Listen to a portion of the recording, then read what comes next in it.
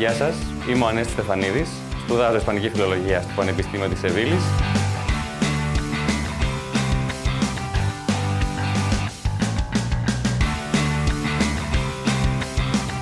Είμαι από την Αθήνα, από το Εθνικό και Καποδιστριακό Πανεπιστήμιο. Η αλήθεια είναι ότι η πρώτη μου επιλογή ήταν το Πανεπιστήμιο της Μαδρίτης. Ωστόσο, δεν κατάφερα να πάω στη Μαδρίτη. Επομένως, η δεύτερη επιλογή μου ήταν η Σεβίλη και εδώ είμαστε.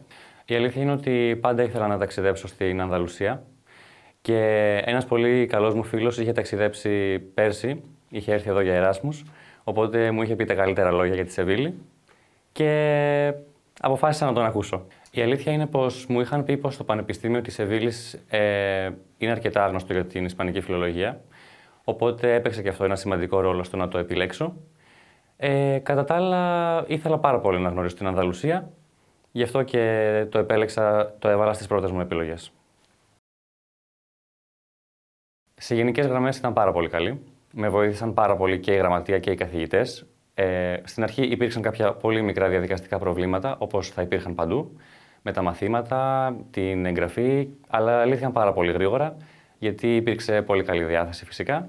Το ίδιο συνέβη και με τους καθηγητές όσον αφορά τη διαδικασία της εγγραφής και των μαθημάτων, αλλά και γενικά τη βοήθεια ως προς την ολοκλήρωση των σπουδών. Οπότε κρατάω μια πάρα πολύ θετική εντύπωση από τη Σεβίλη και το Πανεπιστήμιο της Σεβίλης.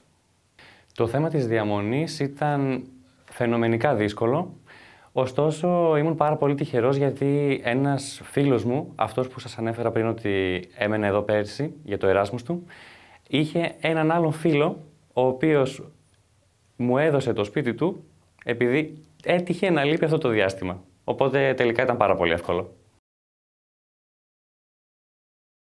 Η ακαδημαϊκή εμπειρία ήταν λίγο διαφορετική από ό,τι είναι στην Ελλάδα, στην Αθήνα.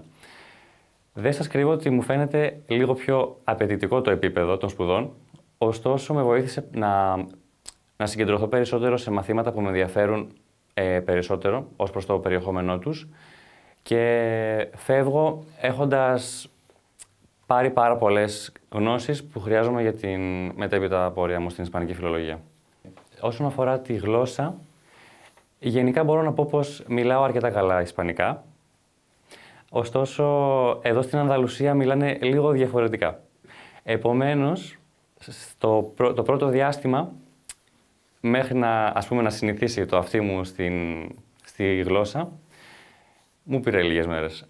Αλλά μετά η όλη διαδικασία του να είμαι κάθε μέρα σε ισπανικό περιβάλλον, να ακούω, να μιλάω ισπανικά στο σούπερ μάρκετ, στο πανεπιστήμιο, με φίλους, στο δρόμο, σίγουρα είναι πολύ διαφορετικό από το να μιλάς απλά στην Ελλάδα σε πολύ μικρότερο βαθμό. Για να είμαι ειλικρινής, δεν έκανα τόσο παρέα με φοιτητές Εράσμους, ίσως λόγω της ηλικίας, αλλά έκανα πάρα πολλούς φίλους από διάφορα μέρη που είναι κοντά στη γειτονιά μου, από το καφέ της γειτονιάς, από το γείτονα. Ήταν πάρα πολύ αυθόρμητο. Και στο τέλος του ταξιδιού μου αυτού μπορώ να πω ότι φεύγω με πάρα πολλούς φίλους. Αν και Ισπανοί ή ντόπιοι, αλλά πάρα πολλούς φίλους. Ήθελα πάντα να ταξιδέψω στην Ανδαλουσία. Γενικά είχα ταξιδέψει αρκετά στην Ισπανία, αλλά μου έλειπε η Ανδαλουσία και τα Κανάρια, αλλά για μετά το αφήνουμε. Οπότε γνώρισα όλες τις πόλεις, Σεβίλη, Γρανάδα, Κόρδοβα, Κάδιθ. Είναι ένας διαφορετικός κόσμος. Η Ισπανία και η Ανδαλουσία. Οπότε ήταν πολύ έντονη αυτή η εμπειρία. Επίσης ξεκίνησα να χορεύω φλαμέγκο ξαφνικά. Γράφτηκα σε μαθήματα φλαμέγκο, τα οποία θα συνεχίσω. Και γενικά ο κόσμος, επειδή η προφορά μου είναι κάπως, από ό,τι μου λένε, βόρεια, πολλές φορές νόμιζαν ότι είμαι από Μαδρίτη και πάνω. Πολλές φορές όταν με ακούγαν στον δρόμο να μιλάω ελληνικά, νόμιζαν ότι είμαι Βάσκος. Γιατί η φωνολογία, ο τρόπος που ακούγονται τα ελληνικά μοιάζει πάρα πολύ με τα ισπανικά. Οπότε ακούνε μια γλώσσα που δεν καταλαβαίνουν, αλλά μοιάζει στο πώς ακούγεται. Γι' αυτό και νόμιζαν ότι είμαι Βάσκος. Αλλά ο κόσμος στην Ανδαλουσία είναι πάρα πολύ ευγενικός, ίσως περισσότερο από τις υπόλοιπες περιοχές της Ισπανίας. και φεύγω με πάρα πολύ καλές εντυπώσεις.